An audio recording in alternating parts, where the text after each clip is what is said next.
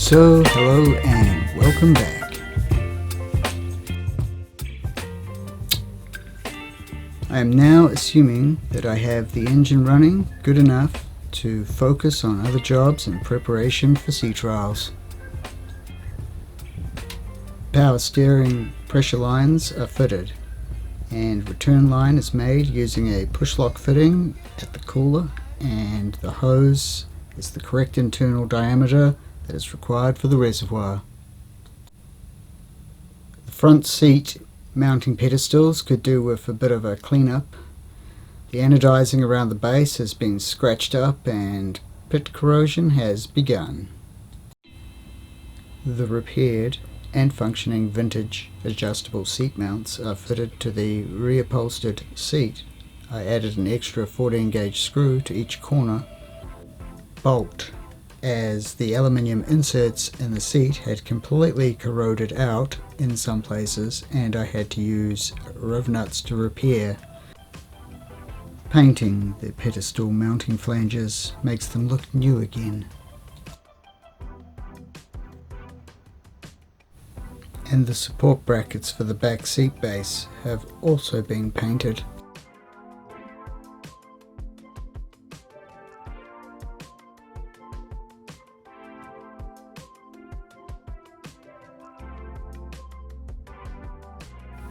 I have threaded stainless flanges already glued to the underside of the floor so the pedestals can be bolted down. Time to get the seats in, see how it looks.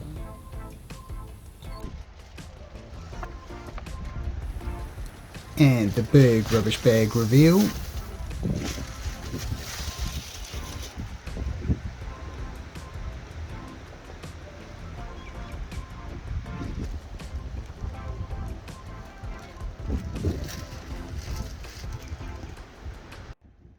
The bolstering around the cockpit is screwed back in place by peeling back the folded join and drilling through. After it is screwed down, the fastening is hidden under the fold.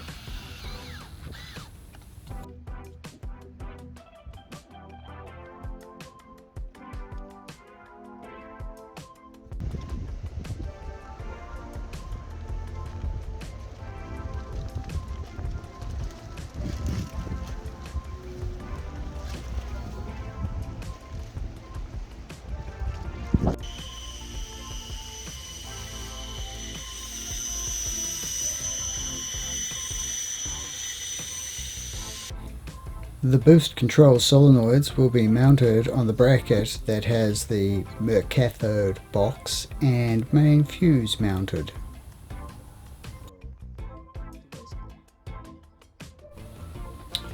I have made my own version of a cooler from half-inch stainless steel tube and picked up the top mounting bolts, replacing the washers with mounting lugs, with the pickups supported the same way on the ram ends, and I've got 13 holes drilled facing inwards to cool the top of the gearbox.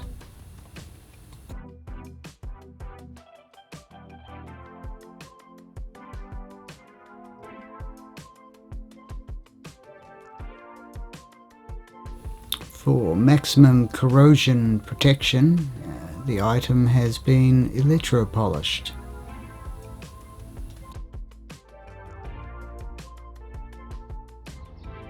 Well, it has been a while, but for some reason it is popping the fuse for the coils again.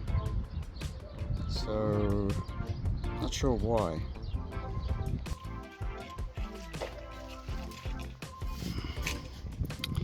In an attempt not to destroy the neighbours Sunday, I'm going to try and add some noise reduction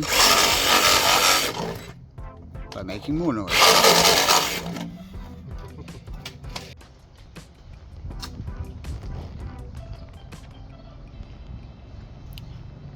Hopefully that does enough for now. Alrighty.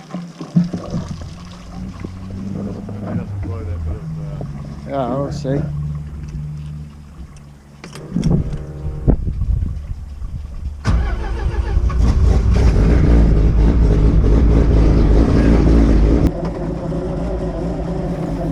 Honestly, the engine doesn't seem right.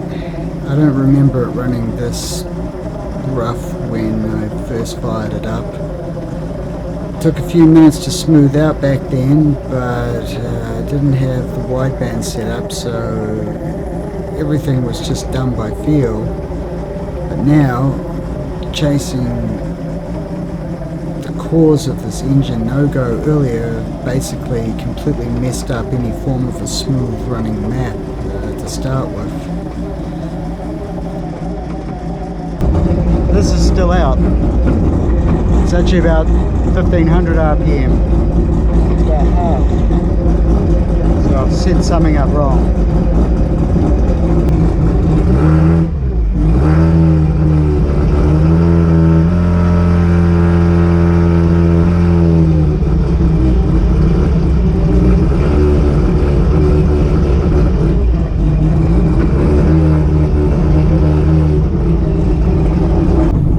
Note how I haven't selected the auto update box. Now watch how I mess everything up.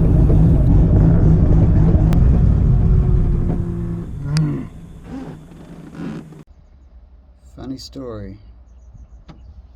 I hooked up the RPM adapter to a trailing. The trailing has 1 pulse per revolution, but the tacho needs 2. So I should have wired it into one of these leading coils, because even though there's 2 of them, it is wasted spark, so they're getting 2 pulses per revolution, which would have been ideal if I hadn't done it to that one. So I have to modify what I've done and make it work, and then the tacho will read correctly instead of only half of what it's meant to be. A few other things, and could be time for some sea trials.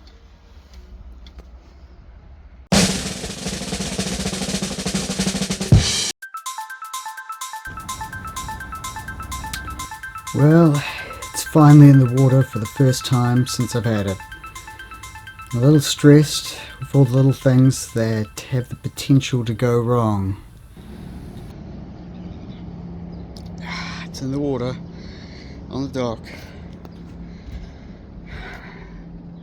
Everything good so far.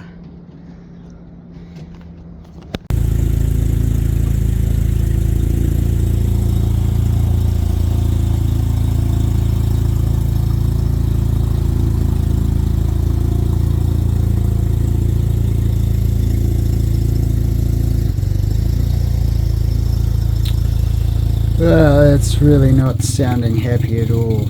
Random miss, fluttering air fuel mixtures, maybe because of the miss or the hesitation.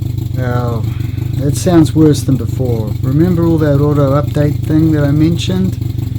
Well, I updated and the changes were so radical because nothing was happening earlier that it's just a complete mess now.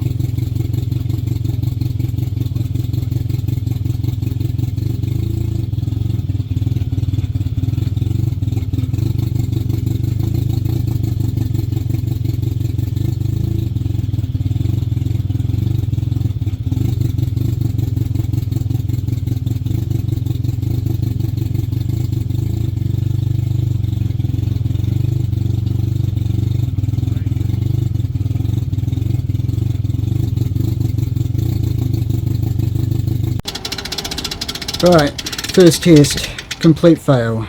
Back to base, try and sort it all out, and then have another go. Till next time.